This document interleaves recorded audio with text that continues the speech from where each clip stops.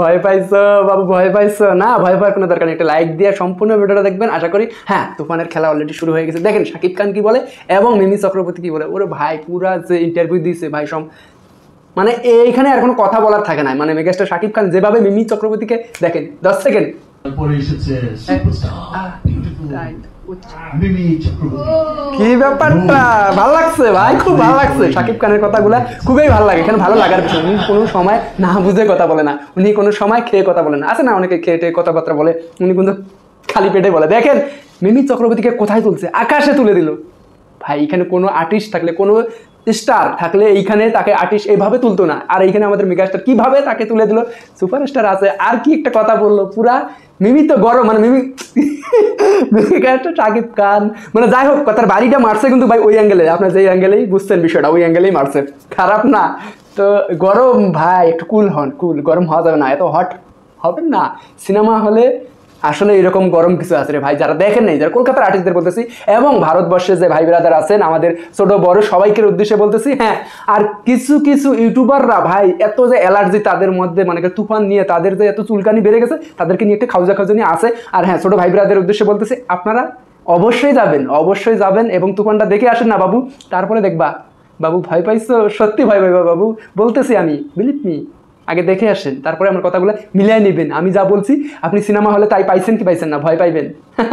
এটা তুফানের খেলা ভাই, তুফানের খেলা। হ্যাঁ, এই যে আসেন, জিৎ কি বলছে এখানে, এই জিৎকে নিয়ে যে নেগেটিভ যে ছড়াচ্ছে, এটা ওই পার বাংলা হোক আর ওপার বাংলা হোক, এই জিৎকে যে ভুলভাবে প্রেজেন্ট করতেছে, এটা কি মানে আদৌ কি আসলে মানে কাজটা ঠিক করতেছে? এরা জিৎ ফ্যান হোক আর আমাদের সাকিবিয়ানদের হোক আর দেবের ফ্যানই হোক, হ্যাঁ, এরা কি ভয় পাচ্ছে আদৌ? মানে জিৎ দেব কি ভয় পাইছে সেটা বড় কথা না। ওনারা ভয় পাবে কেন? ওনারাও একজনকার একটা করে জায়গা থেকে, ওনারাও একটা বড় বড় সেলিব্রিটি, উনি বড় বড় দুজন সুপারস্টার।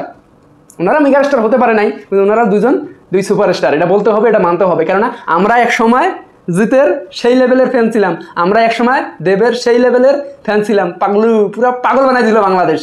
তো এটাই আর কি, মানতে হবে ভাই, মানতে হবে, ওদেরও মানতে হবে। এটা ওনারা যে একসময় রাজত্ব করছিল এটা বাস্তব। আর এখন কিন্তু শাকিব খানের দিন, এখন নো দেব নো জিত, সব হলো শাকিব খানের দিন। আর এখন ভাই আমি কাউকে ছোট করতেছি না, এখানে কেউ আমার কথাগুলো বুঝে যাবে না। হ্যাঁ, জিত কি বলতে দেখেন, এখানেও রিলিজ করছে তুফান, শাকিব খানের একটা ছবি, কিন্তু বাংলাদেশের ছবি।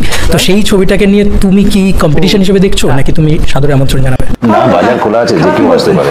বলেন ভাই এখানে খারাপ কি বলছে? আর এইটা আপনারা খারাপভাবে প্রেজেন্ট করতেছেন, খারাপভাবে বলতেছেন। হ্যাঁ, মার্কেট খোলা আছে, যে কেউ আসতে পারে।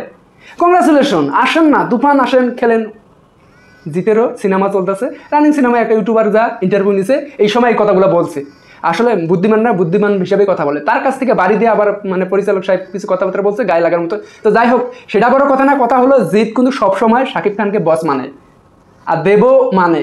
তো যারা আমি বলতেছি না মানে মেগাস্টার শাকিব খান ওনাদের বস, আসলে মানে কথার মাধ্যমে। আর শাকিব খানও কিন্তু আমাদের, শাকিব খানও ওইভাবে তাদেরকে স্পেড দিয়ে কথাবার্তা বলে, দেব বলেন আর জিৎ বলেন।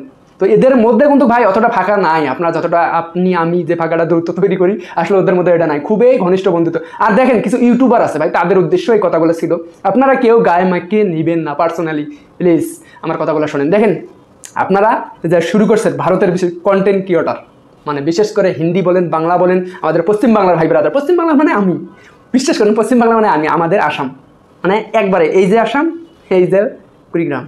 তো সেটা বড় কথা না, আসামের ভাই ব্রাদার তো মানে আমি, তো সেটা বড় কথা অবশ্যই। তো দেখেন যারা এটা নিয়ে নেগেটিভ ছড়াচ্ছেন ভাই প্লিজ, এখনো আর সমালোচনা অনেকেই করছেন। আমি দেখলাম তুফান নিয়ে ভারতের কিছু বিখ্যাত দুই একজন ইউটিউবার তারাও বক্তাছে হিন্দিতে, সমাজ গায়া সব কিছু। আমি মানে ওদের যে এখন একটা বুকের মধ্যে ভয় তৈরি হয়েছে, এটা আমি দেখে অবাক।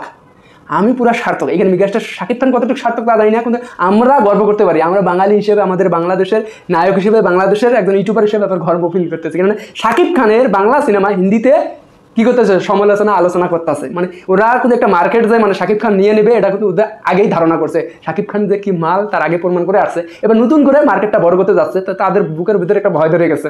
তো টাইটেলটা দিচ্ছে তাদের উদ্দেশ্যে, বাবুরা ভয় পাইছো, ভয় পাওয়ার কিছু নাই, তুফানটা দেখে আসো, তারপরে সত্যি ভয় পাইবা। তো দেখেন এখনই আপনারা হাই হতাশ করবেন না, সবাই তো খেলা শুরু ভাই। এটা হলো কি, ওই যে টিজার ট্রেইলার আছে না, সেটা হলো অফিসিয়ালি ট্রেইলার যাইতেছে, এটা তারপরে আসবে না তুফান 2-র মধ্যে খেলা দেখবেন। শাকিব খান বলছে আপনারা যে এক্সাইটমেন্ট নিয়ে নেয় পুষ্পা 2, বাহুবলী, কেজিএফ, আপনাদের যে এক্সাইটেড কাজ করছে না, এটা দেখার পরে সেই এক্সাইটেড কাজ করবে, এর পরেরটা দেখবো, এইরকম এক্সাইটেড নিয়ে বসে থাকতে হবে, এটা 100% শিওর। আর হ্যাঁ, এটা যেটা বাস্তব, যেটা সত্য, যেটা রিয়াল, সে এখন এই কথাটা এখন বলবো। একটু আগায় আসেন, কান খাড়া করে এই কথা কয়টা শুনবেন। সত্যি সত্যি দেপারে জিতের ভাত কিছুটা হলেও মেরে দিবে মেগাস্টার শাকিব খান। আর শাকিব খান যে লেভেলের আর্টিস্ট ভাই, সেইখানেই পা রাখছে, সেইখানেই দখল করে ফেলছে। তো আশা করি কলকাতা শাকিব খানের মুডে এসে গেছে, ভারতবর্ষে শাকিব খানের মুডে এসে গেছে। আর শাকিব খান প্যান ইন্ডিয়া আসতে আছে, তুফানও রিলিজ হবে, দরদও রিলিজ হবে। ভাই শাহরুখ খান সালমান খানও কিন্তু এইরকম বিষয়টা হচ্ছে, তাদেরও ভাগে ভাগ বসা আছে। আমাদের মেগাস্টার শাকিব খান, এটা ভাবতেই ভালো লাগে ভাই, ভাগ বসা আছে। এটা আপনাকে বিশ্বাস করতে হবে। আপনি যদি বলেন এটা ভাই ডাহা মিথ্যা কথা, তাহলে আপনি ভুল, আমি সঠিক। আপনাকে চোখে আঙুল দিয়ে বুঝাই দেবো। কেননা প্যান ইন্ডিয়া যদি 10টা কাস্টমার যায়, 10টা যদি আর্টিস্টও যায়, বুঝলাম সেইখানেই শাকিব খান সাকসেস, সেইখানেই শাহরুখ খান ফেল। আর হ্যাঁ, শাহরুখ খানের লেভেলে যাইতে মেগাস্টার শাকিব খান কোনো অ্যাঙ্গেলে কম না, আপনার সালমান খানের অ্যাঙ্গেলে কোনো কম না শাকিব খান। আমাদের শাকিব খান যে লেভেলের আর্টিস্ট, তাকে ওইভাবে ব্যবহার করা হয়নি। এই যে এইবার একটু ব্যবহার করছে বিদায় এই লেভেলে চলে আসছে, ঠিক আছে? তো শাকিব খানকে কোনো অ্যাঙ্গেলে কেউ ছোটো করে দেখবেন না প্লিজ। ইনি অন্য লেভেলের জিনিস, ইনি গভীর সমুদ্রে দিয়ে চলে, ইনি কথা বলে কম, কাজে প্রমাণ দেয়। তাকে নিয়ে সমালোচনা আলোচনার কোনো কমতি নাই সোশ্যাল মিডিয়ার মধ্যে।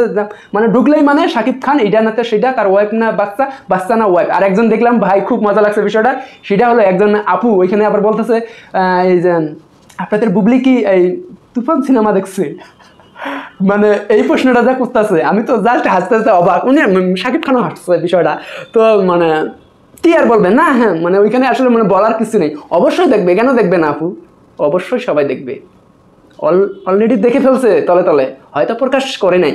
আর দেখলাম অপবিশ্বাস তো প্রকাশ করে দিয়েছে সব কিছু, ব্লকবাস্টার সিনেমা হলে বসুন্ধরা, তো পুরো ফ্যামিলি নিয়ে দেখছে। আর কি বলবো ভাই, বাংলাদেশে তো পুরা প্রতিটা শো হাউসফুল এখনও যাইতেছে। আজকে 17-18 দিন আইসে, মানে আমি জাস্ট অবাক হয়ে যাই। 15 মিনিট পর পর শো, মানে সবগুলো শো হাউসফুল। মানে শুনতেও ভালো লাগে, বলতেও ভালো লাগে, দেখতেও ভালো লাগে। তো যাই হোক ভাই ব্রাদার, সেটা বড় কথা না। ভালো থাকবেন, আর হ্যাঁ বলে দেবেন না যার যার ধর্ম আগে, তারপরে কাজ করবেন। ইনশাআল্লাহ প্রতিনিয়ত দেখা হবে যদি বেঁচে থাকি।